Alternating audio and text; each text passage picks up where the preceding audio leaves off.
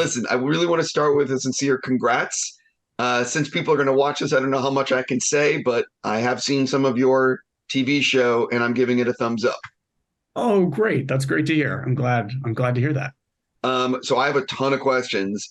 But one of the things I want to talk about and I want to commend is Apple TV. And I know that sounds crazy, but the sci-fi that they're making is arguably the best on any streamer right now between For All Mankind. So the things on Apple like Foundation, Silo, For All Mankind, and now your show. Like I'm really blown away by the quality. So talk a little bit about what is over there that's making all these shows so good. I mean, a bunch of smart people who are excited about telling different stories and about being ambitious. They're great collaborators. They're passionate about what they're doing. And for a show like this, to take a big swing, to travel internationally, we shot in Tokyo, we shot in Vancouver, Canada, we shot in Hawaii, we moved all over the place just to get the scope and scale to tell the story right. So I think that's the biggest part, is that they're telling interesting stories and they're doing them right. They're approaching them with the scale that you need to be able to pull them off effectively. Well, one of the things I'm going to say, and this is a jokey thing, but it's true. I was impressed by how many extras you had in this show. And that is like a little detail that a lot of people aren't going to realize, that like a lot of extras cost money. And that's like movie scale, is having extras. A lot of TV shows have like 4 people in the room because that's what you can afford. And I think that's one of the things that adds a lot to Apple shows. It's true. And I think post-COVID too, while we were filming in COVID, we had to limit our numbers. So I think a lot of the things we've gotten used to seeing on television had reduced background for that reason, because we were trying to keep things safe. And so we limited the amount of people there. And for a show like this, being able to see 200 people, running down the street screaming about Godzilla, that's definitely was something on my bucket list. I was very happy to check that off, and to be able to have the resources to do that right is pretty awesome. So one of the things is, how much did you guys in the development process figure out exactly what takes place with Monarch and the characters between where it all starts and like 2015? Like how much is that all filled in case you get to do more? Chris Black, Matt Fraction, I have to give them all the credit because they developed the show. They created this version of the show, and they worked hand in hand with Legendary because there's a lot of mythology to wrap our heads around. And so they very carefully constructed a show that could work within the existing mythology of the films we've seen and the films we're going to see. And to be able to tell a story in multiple timelines requires being really thoughtful about how all those things will intersect. The show is about legacy. We begin with a big gesture towards some of the things you've seen before. I don't want to ruin or spoil anything, but everything sort of comes from that moment. And it's about many generations grappling with a world with monsters, both the good things and the bad things. And so, just carefully working within the existing mythology and expanding it wherever we could. Well, with a show like this, which I'm just curious, when everyone's working on this, how much is Apple saying, what's like a 3-season plan? Or how much is it just like, okay, well, what's this season going to be? Because, obviously they're looking for shows that are going to last. I don't think they want to make a show that only goes 1 season. Maybe I'm wrong. So like, how much are you guys exactly? So how much are you when you're figuring all this out, figuring out, okay, well, we'll go till this point, then season 2 could be about this. And it's not like it's getting written, but at least you have an idea. It's when you pitch a show from the beginning, you pitch what's the story of the first episode, what's the story of the first season, and what's the story for the next 5 years. That's pretty much expected when you go to pitch a company like Apple on the show that you want to create. Of course, things change, right? You have all these plans, and then you realize that this is a more interesting avenue, and things evolve, and you do that hand in hand with the studio and with Apple and with Legendary to kind of develop and follow where the story wants to take you. And I think I've found from storytelling that if you rigidly adhere to a plan that you have, the audience sees it coming. Like in some ways, you need to take all of the surprises and push them forward and keep surprising yourself as a storyteller, because you need to be able to, dig yourself a hole you can't get out of and then figure out a great way out of it, because then the audience enjoys that too. So that, that's how it works. It's both planned, but also it evolves. And then when you bring people in, when Chris and Matt, the creators of the show, were first developing it, they didn't know that Kurt Russell and Wyatt Russell would be in it, and they didn't know how they would function. And then when that element came in, which is extraordinary, it took that character, Lee Shaw, and turned it into something different and moved the story in a different direction. So, you want to ride the good wave and develop the best show you can. Yeah. Well, first of all, getting Kurt and his son to play these characters is genius, because it's just so good. Was it always how did that come about, actually? And was it ever going to be two different actors? You know what I mean? Certainly, we discussed two different actors. I think that's the usual approach to things. But we had this idea that Kurt Russell and Wyatt Russell, who are often, I think, offered things as father and son, but I don't think they'd ever been offered the same part to play in two different time periods. And it just felt like, what an amazing idea. And it's so rare. I mean, two actors who are extraordinary on their own, two actors who bear an uncanny resemblance to each other because they're father and son, playing the same part just felt like an idea that we had to run wholeheartedly at, and they were excited to do it. And I think, also, it's such a unique fit because Kurt Russell stars in all the movies I love. And since I was a kid, I've been watching him on screen. And the idea of Kurt Russell plus Godzilla just feels absolutely 100% right. He occupies the same awesome space. And then the fact that Wyatt, could work so beautifully as the young version of that same character, it just was serendipity, things that we couldn't have planned, the fates made possible for us. When you get Kurt, which is an amazing casting, does it all of a sudden change any of the scripts where people are like, we need him to have a little bit more screen time? Or was it sort of like he's just going to fill in what we have? No, there's definitely an evolution for sure. I mean, those parts were already important. It's a rich tapestry, and I don't want to ruin too much for people, but we're telling a multi-generational story, as I mentioned, about legacy. And so it was already a really beautiful chessboard, and all of these pieces come together in surprising ways. These characters interact and intersect in different ways. And so that character was a hugely important figure.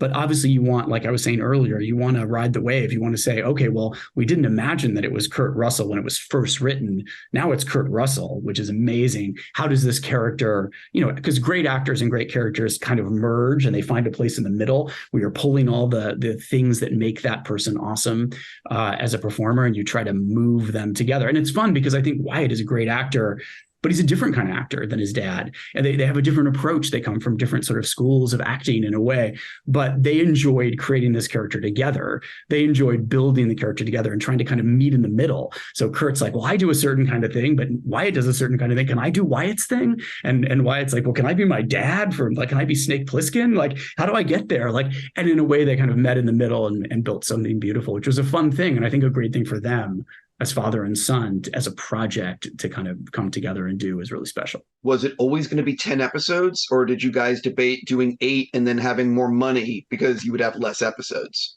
The plan, I think, was always 10. I think that felt like the number that felt right for the story.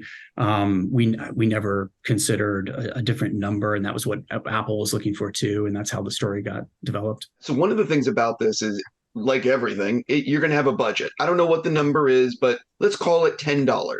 Let's say you got $10 to make this show. We already know visual effects are going to take money, and big visual effects are going to take real money.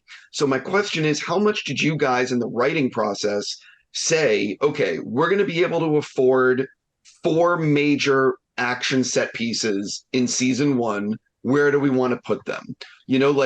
How does that get figured out? Because you do only have so much for, those big set pieces. I mean, it's an ongoing thing because as you develop stories, and when you're developing stories that happen to intersect with giant titans, it's going to create set pieces along the way. But yeah, you have to always keep that budget hat in mind. I mean, in Game of Thrones, which is a show I worked on, it was always like, what's the sort of beginning, middle, and end set piece that's going to carry us through the season? And we know we're going to put a lot of resources towards that. And then you start negotiating down from there, per episode. And obviously in the pilot, we want to pull out, all of our biggest sort of moments to kind of hook you into the world. And so the pilot has some bigger moments, beginning, middle, and end, in the same way that the season has beginning, middle, and end. And then you start to figure out where you need, like the midpoint of the season needs its big moment. And And it's all just something you have to navigate because you never have enough money. I think I enjoyed watching a documentary about the making of a Harry Potter movie, and the set designer was saying, "Oh, we ran out of money for Dumbledore's office, so I reconfigured 3 other sets and made this thing." You're like, they ran out of money on Harry Potter? They run out of money on everything.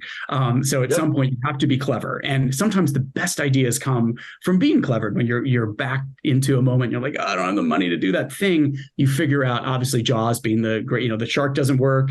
We don't see the shark. You see buoys instead being pulled along, and that's even better for the movie. So great discoveries come from limitations. Are you allowed to use other Toho monsters? How much do you guys have to create your own monsters besides like Godzilla for this series? One of the great things about this was the chance to create new titans, new monsters to add to the MonsterVerse. So that's a part of it. Using folks that we know and love from before is a part of it. And I don't want to say too much, so that you can be excited about what you see when you watch it. Sure. I won't pressure you.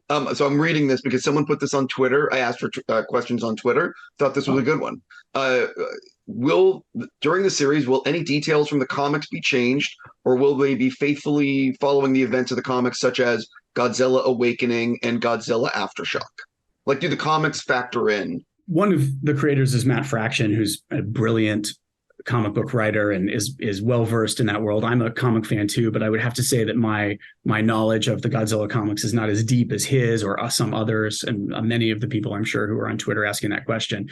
I think we were more concerned about building and working within the mythology that's been established by Legendary, and so where it has diverged from comics, we have probably diverged as well. But we were very careful about mythology. There's a whole department at Legendary that handles this and that looks very carefully at that, and I respect that a lot, because I think when you're building the universe, you need consistency, you need authenticity, you need your world to feel lived in. I think that's a thing I love most about movies, and when you're world building, you need it to feel lived in, and they help you do that. So the show jumps around in time, which I really dug, actually. I thought it was, anyway, I don't want to say too much.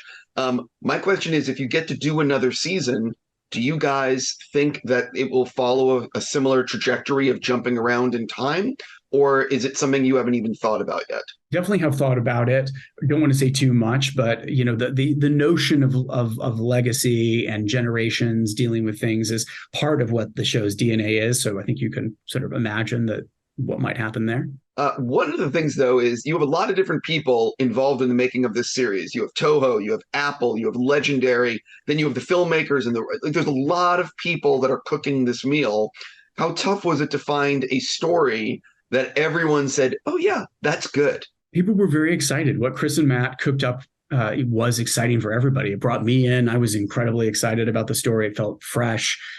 I think everybody realized that when you're telling a series, when you're doing a drama series over 10 episodes, you need to be fully invested in these characters on the ground. And so their approach was really about telling a monster story from the point of view of the people on the ground, which is something that I love doing on Game of Thrones too. Like, I'm far more interested in what's happening, in the Lannister army on the ground being burned up, and how war is changing. It's the same way of, trying to understand what it's like to be the people in San Francisco as the monsters go by. And sometimes the movies, which are incredible, are focusing, they're at a higher altitude, they're dealing with Kong versus Godzilla. And so we needed to make characters that would pull you through that story, that you would love and care and be concerned about, and then also deliver the excitement of what's happening in the upper atmosphere too, but more from the perspective of the people on the ground. They cracked that beautifully. They had a very fresh way in. I think everybody was excited about that from the get-go. People at Apple, people at Toho, people at Legendary, and they're all incredible partners. Toho is doing incredible Godzilla stuff themselves, and they have something coming out very soon, and they have they've been doing just incredible work, and they're great partners. And it was fun to go. We shot it, we shot all over the world, as I said, but we were in Tokyo shooting, and to go to Toho Studios, and they have a big giant bronze Godzilla statue out in front, and to realize that this is where Kurosawa shot, this is where all these things that I've loved were made. It was an exciting place full of ghosts of my childhood. It's great. I got to visit Toho on not the last Godzilla, one of the films, I forget which one, but I got to watch the new movie in Toho's theater. They pulled out all these old props. I lost my mind. because, as you said, it's where Kurosawa made movies. Like, I was losing my mind. It's Yeah, crazy. they still have in a way that our studios can feel as traditional in a way. You walk around and you see the mold making shops, the prop shop, the creature shops, like everything. It feels like those movies that are set on studio lots where you're walking around and everybody's dressed as Romans and crossing through. Like Toho still feels like that in a way that our studio lots don't quite feel that way anymore. It's awesome. Yeah, it's a really fun place. How many of the 10 scripts did you guys have done before filming began? And how much were you thinking about in terms of cost savings, filming certain sequences together because of, I'm not sure if you could, like having, you get what I mean, like block shooting, whatever you could. How did that work? We shot 2 episodes at a time, chunks. I did the first 2, and you do get an economy from doing that. You get the opportunity to be clever about how you use sets and how you focus your time. So you spend your time and your money and your resources on some big things, and then you're able to move more quickly through some smaller things. So we did that. It's impossible to block shoot or even shoot chunks of the entire 10 episode season. I think that would have been too difficult given all the complexities of it. But they had many scripts written before we started. There were a few that were still in outline form as we were starting to shoot that got written throughout the beginning part of shooting. And things are always fluid. Like, as you say, like there's budget stuff and we need to be clever, or location doesn't work. So we try to figure out a new place and reconceive a set piece. It's a fluid thing.